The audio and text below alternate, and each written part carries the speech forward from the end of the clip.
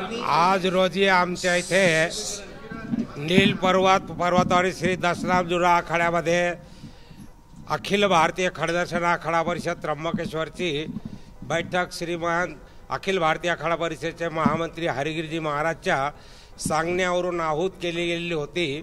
त्यामध्ये येणाऱ्या 2027च्या कुंभाविषयी गावकरी, पुरोहित संघ, इतर संस्था, त्र्यंबकेश्वर नगरवासी यांचं एक विचार मंथन झालं आणि येणाऱ्या कुंभाविषयी थोडीशी चर्चा झाली।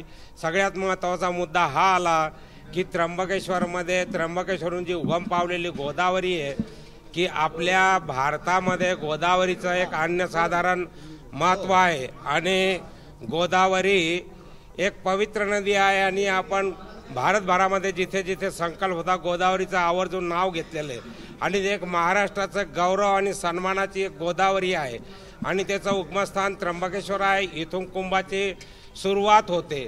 तर ही गोदावरी स्वच्छ आणि निर्मल 12 महिने कशी वाहत राहील याच्यावर चर्चा झाली। काही उपाययोजना संदर्भात चर्चा झालेली आहे। त्यानंतर की ह्या गावातील ऐतिहासिक गाव आहे, गावातील लोकांना त्रास होऊ नये, यांचे घरं वगैरे काढल्या जाऊ नये याच्या संदर्भात चर्चा झालेली आहे। त्याचनंतर की आलेल्या साधूंना, संतांना, भाविकांना, श्रद्धाळूंना सर्वांना कशा सोयी सुविधा उपलब्ध केल्या जातील याच्यावरती साधक-बाधक चर्चा झाली। याकरिता परवाकडे इथे एक त्र्यंबकेश्वरमध्ये माननीय विभागीय आयुक्त, कलेक्टर साहेब, SP, IG यांनी एक मीटिंग बोलावली। त्यांना सकाळीच मी विनंती केली तुम्ही एकदा इथे येऊन आमचे वरिष्ठ लोक काही आलेले आपण चर्चा करूया। त्यानंतर तुमच्या माध्यमातून आपण मुख्यमंत्र्यांना इथे बोलावण्याचा प्रयत्न करू आणि त्यांनाही सगळ्या गोष्टी समजावून सांगू आणि त्यावर लगेच ताबडतोब उपाय करून ही सुरुवात झाली पाहिजे। आपल्याकडे केवळ फक्त सिंहस्थ लागायला 19 महिने शिल्लक आहे, त्यापैकी 7 ते 8 महिने पावसाळ्याचे जातील, म्हणजे आपल्याकडे 10 ते 11 महिने शिल्लक आहे। याला वेळच शिल्लक नाही आहे। म्हणून हे एक फार उंच याच्यावरून काम करण्याची तात्काळ गरज आहे आणि सर्वांना विचारात घेण्याची गरज आहे। श्रद्धाळूंना सुविधा देण्याची गरज आहे। लोकांच्या जीवनाचा प्रश्न आहे, पर्यटकांचा आहे, स्थानिक रहिवाशांचा आहे, त्यांच्या रोजगारीचा आहे, अनेक विषयांची चर्चा आहे। हे प्रशासन हे एक माध्यम आहे, यांच्याकडे पहिला आम्ही परवा हा विषय मांडू, यांच्या माध्यमातून हा मुख्यमंत्र्यापर्यंत पोहोचेल आणि याच्यावरती लवकरच कारवाई सुरू होईल अशी अपेक्षा व्यक्त करतो। आपण सर्वांना धन्यवाद देतो। हरिओम हरिओम। मुद्दा परवाच्या दिवशी पण आपण मांडला होता, मुख्यमंत्र्यांची भेट घेतली होती त्र्यंबकेश्वर नाशिक महंतांनी त्याला विरोध केला। हे बघा, हा विरोध आहे हा निष्कारण केलेला आहे। विरोध म्हणजे आम्ही मुद्दा कोणता मांडला होता, सुरुवातीला शासनाकडून त्र्यंबकेश्वरचं नावच घेतलं जात नव्हतं की अगोदर त्र्यंबक का नाशिक हा नव्हता। नाशिकला काही लोकांनी तो काढला। वास्तविक तो प्लॅटफॉर्म फक्त साधूंचा आणि आखाड्यांचा होता। त्या प्लॅटफॉर्मवर मी पाहिलं की अनाधिकृत लोक आलेले होते, त्याच्यामध्ये बाई कोणी साधू नव्हते, संत नव्हते। अहो तिथलेच राहणारे काही ग्रस्ती लोक, त्यांचे मुलं बाळं असे ते संन्यस्त म्हणून येतात, भगवी वस्त्र घालून येतात, कोणी महंत होऊन येतात। एक महंताबद्दल मी त्यांच्या आखाड्याची काल चर्चा केली की अमुक महंत हे सुधीर पुजारी नावाचे जे आहे हे तुमचे कोणी आहे का? ते म्हणे आमचे कोणी नाही आहे। मग ही सर्व मंडळी कशासाठी बोलतात? ही फक्त स्थानिकामध्ये याच्यामध्ये मतभेद निर्माण करून भांडणे लावायचं काम करता। कृपया मी त्यांना हात जोडून विनंती करतो असा कुठलाही प्रकार करू नका। मगाच हरिगिरी महाराजांनी सांगितलंय की त्र्यंबकेश्वरच हे मूळ हे कुंभाचं स्थान आहे। काही विवाद झाले काही वर्षापूर्वी, पेशवानीनंतर यांच्यामध्ये वाद होऊ नये म्हणून वेगळे वेगळे 2 जागा केल्या। इतरत्र आम्ही तिन्ही सर्व 13 आखाडे एकत्र स्नान करतो आणि कुंभामध्ये खरं प्रतिनिधित्व फक्त भारतामध्ये 13 आखाडे करतात। आणि आज जे की आपण आजच्या लोकसंख्येच्या आणि बहुमताच्या आधारे पाहिले तरी आमच्या इथे 13 पैकी 10 आखाडे स्नान करतात आणि 3च वैष्णव आणि तिथे आखाडे करतात। त्यांच्याबरोबर हजारो खालचे आहेत। त्याला आमची काही अडचण नाही. आमच्यामध्ये बरेच आखाडीच्या अंतर्गत अनेक संस्था राहतात, चालतात, मंडलेश्वर राहतात, पण खरं प्रतिनिधित्व करण्याचा अधिकार फक्त आखाड्यांना असतो, बाकी इतरांना कोणी नसतो. ते सर्व बोलणारी मंडळी अनधिकृत होती. त्यामध्ये फक्त 2 साधू होते, मी त्यांना ओळखतो. त्यामध्ये अखिल भारतीय फक्त रामकिशोर शास्त्री हे त्या दिगंबराणीचे महंत आहे, भक्तिदास त्यांचे लोकल इथले प्रवक्ता आहे, बाकी कोणीही अधिकृत व्यक्ती नव्हता तिथे. ते निर्वाणी आखाड्याचे महंत असल्याचं सुधीरदास पुजारी हे वारंवार सांगत असतात. त्यांचे लोक नाही म्हणतात. त्यांनी म्हणा त्यांच्याकडनं प्रमाणपत्र आणावं आणि दाखवावं. तुम्ही असं म्हणता, मग असं चालतंय का? तुमचं घरदार तिथे, तुमचे मुलं बाळ तिथे, आणि तुम्ही साधू. ते एक देशपांडे नावाचे व्यक्ती येतात. अहो, तो एक भिक्षुक आहे, ब्राह्मण आहे, ते काही साधू वगैरे तर नाही आहे. अशा लोकांना तुम्ही साधू संबोधायला लागले. साधू म्हणून हे म्हणजे तुम्ही जनतेची आणि दिशाची श्रद्धाळूची दिशा भूल करतात. साधू लोकांना आता महामंडलेश्वर कुठून आणला असेल आम्हाला माहित नाहीये.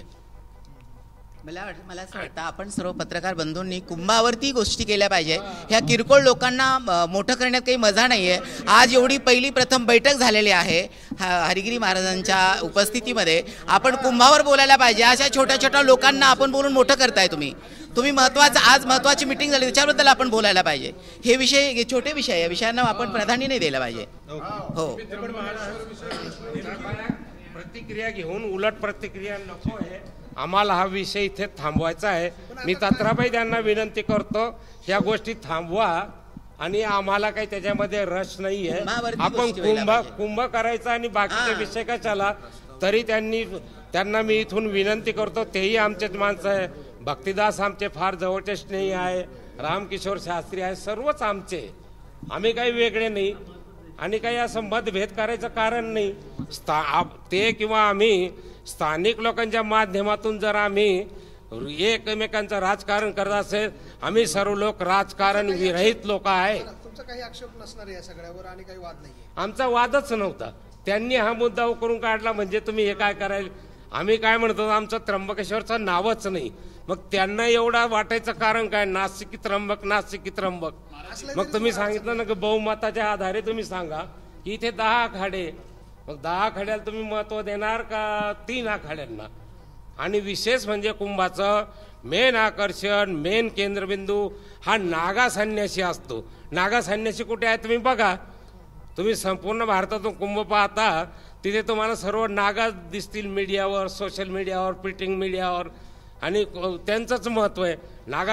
नागा साधू सर्व त्र्यंबकला येणार. पण मग आता आपलं जे त्र्यंबकेश्वरचं नाव तो यायलाच पाहिजे. येणार. आम्हाला मुख्यमंत्र्यांनी, शासन प्रशासनाने आश्वासन दिले, आणि परवाच कलेक्टर साहेबांनी सांगितलं त्या मीटिंगमध्ये की हा निर्णय मी घेणार नाही, मुख्यमंत्री घेईल, आणि शासन जो निर्णय घेईल तो आम्हाला मान्य असेल. महाराज, आपण अतिक्रमणाबद्दलही बोलला, शहरातले आहे ते पाडायचे नाही किंवा वगैरे, परंतु आता गर्दी वाढली आहे. आपण इकडे बघितलं, गर्दी मोठ्या प्रमाणातली. काही त्यांनी पर्याय सुचवले ना, तुम्ही जसं साधुग्राम आहे वगैरे, ह्या व्यवस्था एखाद्या वेळेस तुम्ही बाहेर नेऊ शकतात. त्र्यंबकेश्वरचं अतिक्रमण जे आहे ते काढावं असं वाटत नाही का, की ते कसंच ठेवावं? त्याच्यावर मी परवाच बोललो मुख्यमंत्र्यांना, तुम्हाला फार आवश्यक वाटत असेल तर आम्ही गाववाल्यांच्या बरोबर राहू. त्यांचं पूर्णपणे पुनर्वसन, पूर्णपणे मोबदला तुम्ही दिला पाहिजे. त्यांना वाऱ्यावर सोडू देणार नाही, आणि त्यांची संमती घ्यावी लागेल. महाराज, तुम्ही मुख्यमंत्र्यांनी म्हटले की उत्तर प्रदेशप्रमाणे पूर्ण चार्ज जो आहे कुंभमेळ्याचा तो तुम्ही घ्या. हो, त्यांनीच घेतला पाहिजेत ना, इतरांना होऊ शकत नाही. मी त्यांना सांगितलं आव्हानं खूप मोठी आहेत आणि इतर मंत्र्यांना जमणार नाही. आणि मुख्यमंत्री स्वच्छ आहे, स्वतः कार्यशील आहे, हे आहे. इथे असं काही हे नको आहे. आणि आम्हाला असं बघता इतर मध्यस्थी असले की आमच्या कधी लवकर भेटीच होत नाही, आमचे गाराणे ऐकले जात नाही. म्हणून त्यापेक्षा आमचं म्हणणं आहे की मुख्यमंत्र्यांनी स्वतः हे सगळं चालवावं. आणि इथले जे अधिकारी दिसतात सध्याच्या वेळेला, कलेक्टर, कमिशनर, हे सक्षम आणि चांगले अधिकारी दिसतात, हे पूर्ण करू शकतील असं वाटतंय आम्हाला. कुंभमेळा मंत्री गिरीश महाजन आहेत. गिरीश महाजनांच्या नावावर आक्षेप आहे तुमचा, असं? गिरीश महाजनांचा माझा काय संबंध? मी कशाला गिरीश महाजनाबद्दल बोलू? मी मुख्यमंत्र्यांना म्हणतो तुम्ही घ्यावं. कुंभमेळा मंत्री आहेत ना गिरीश महाजन, सक्षम आहेत. कुंभमेळा मंत्री इथे आम्ही कधी कुठेच बघितलं नाही कुंभमेळा मंत्री असतो. आता आम्ही बघितलं, आम्ही प्रयागराज कुंभ करून आलो, सर्व मीटिंग जे काय असेल योगी स्वतःच करत होते. मीटिंगला मंत्री, आमदार, खासदार असायचे, एकांना सुद्धा बोलायला वेळ दिला जात नव्हता. फक्त साधू, महंत, मेळा संबंधित अधिकारी आणि मुख्यमंत्री एवढ्यांचा संवाद होत होता. ते फक्त त्यांच्या काय म्हणतात त्यांच्या प्रोटोकॉलप्रमाणे ते स्थानिक आमदारांना, खासदारांना बोलत होते. त्यामुळे बाकी मंत्र्यांची गरजच काय, आमचं असं म्हणणं आहे.